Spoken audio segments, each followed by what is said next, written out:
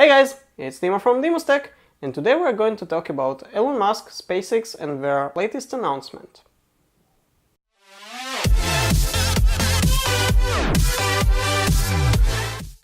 Okay, so first of all, Elon Musk is one of my favorite businessmen across the planet currently, much more than Bill Gates or I don't know anyone else that you might want to note here.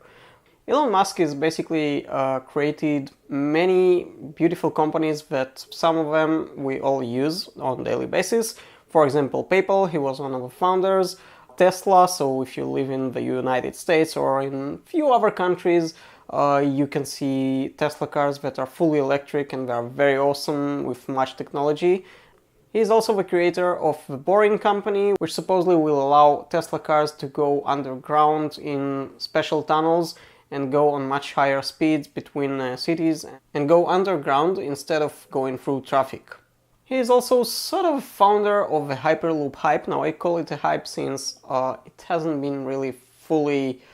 there is no finished product yet, so there is no company that actually realized and materialized all the things, but many companies are working on it and it's good to see that thing is happening as well. Hyperloop will basically allow us to travel on high speeds, on much higher speeds, with sort of maglev trains but inside of a vacuum tube. This way there won't be any friction and it will be very fast. And last but not least, and obviously there are more, but what we're currently dealing with today is SpaceX, one of the first commercial companies that sends rockets to space. Many companies like NASA already and few others are sending their satellites and other stuff to space with SpaceX. Obviously there are other companies, but today we're going to talk specifically on SpaceX.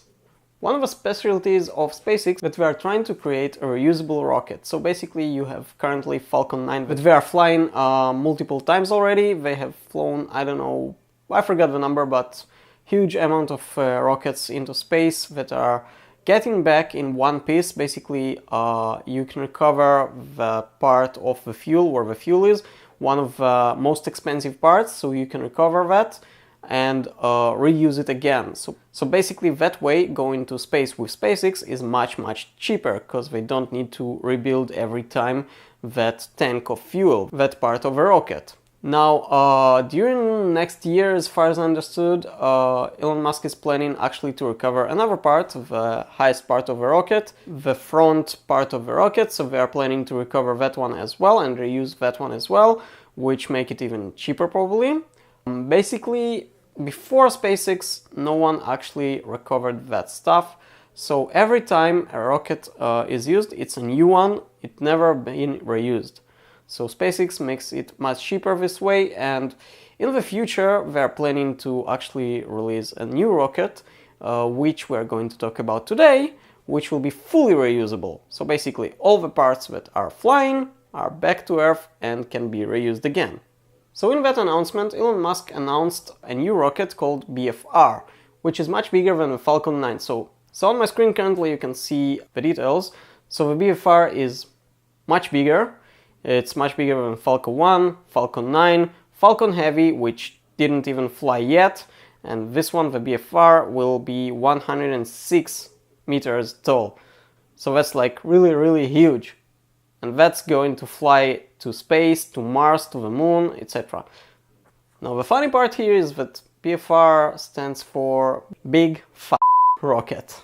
Now obviously there's some humor to that, but it's really giant and it's still in early development as far as I understand, and we'll have to see in the future how it goes, but basically Elon Musk planning to reach Mars with that rocket by 2022, in about 5 years. Now this claim is sort of strange because the Falcon Heavy, the previously supposed to fly to Mars rocket, didn't even fly yet.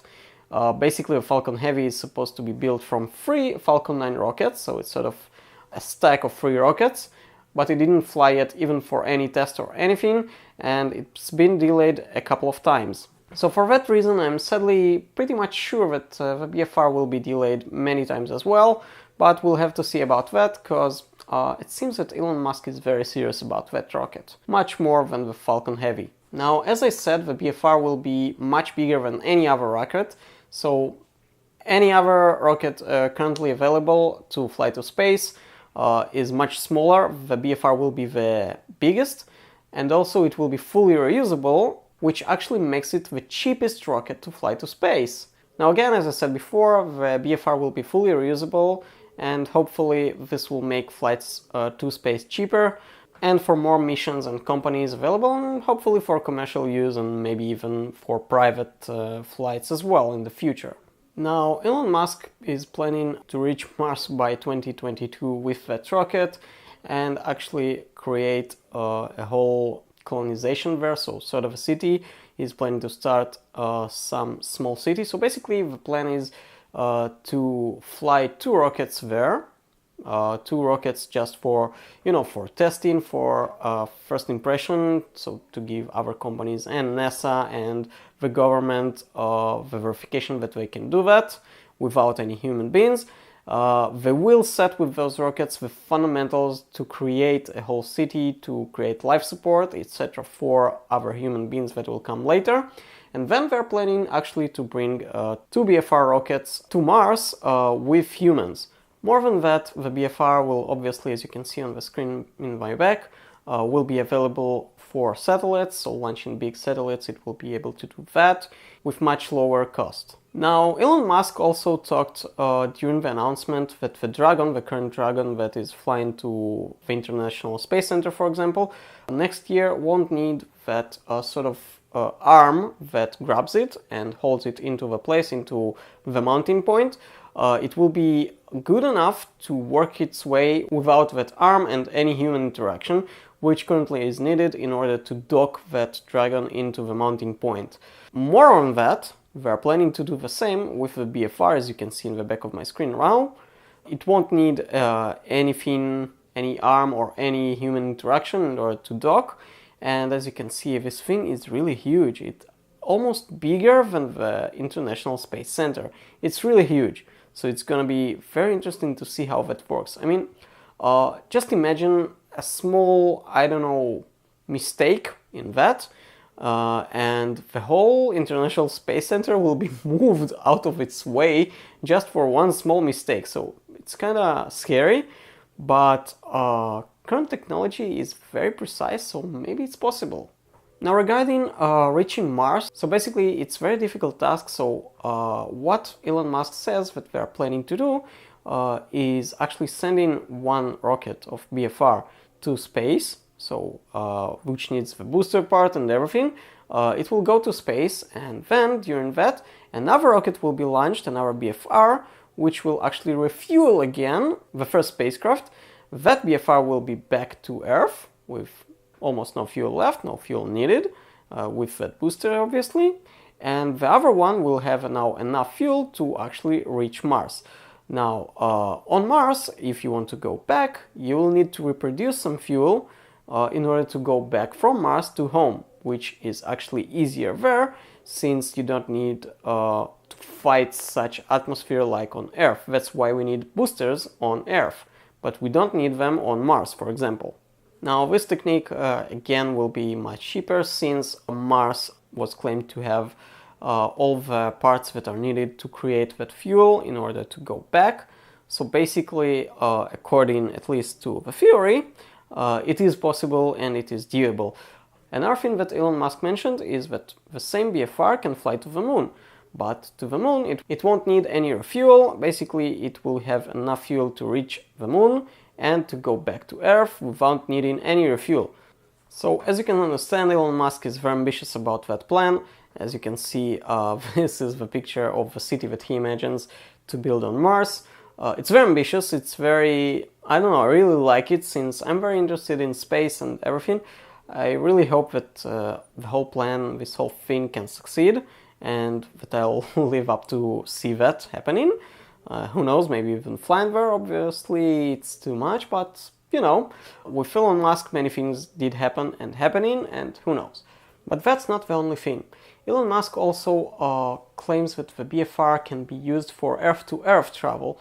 So for example, if you want to travel from New York to Shanghai, as you should see right now in the movie, it will be much easier and much shorter. So basically the BFR can go easily to space and back to the ground with no parts lost in the process, so no parts are not reusable. All the parts are reusable like an airplane, and this way many people can travel with a rocket, which will basically go out to space and come back in another place, and this will take about 30 up to 60 minutes anywhere in the globe. So you can go from anywhere to anywhere in less than 60 minutes, which is very, very ambitious. Seriously,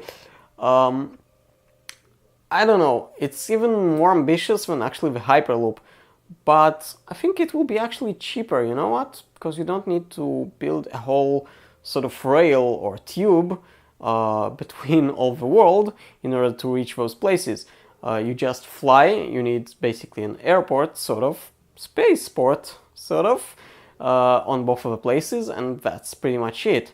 Now, obviously, I still think that the fuel, the boat that we are showing in order to get to the dock and everything, the security obviously, will cost a lot. But Elon Musk in his Instagram claims that he can actually do that with a cost per seat about the same as an economy class airplane flight, which to me sounds too much. I don't know.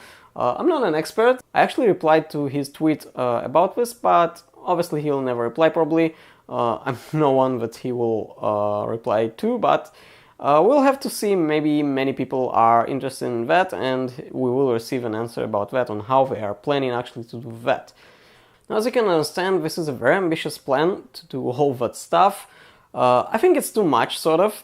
I mean, I'm not an expert, but I think it's too early to claim so many things that even the previous rocket, the Falcon Heavy, didn't fly yet.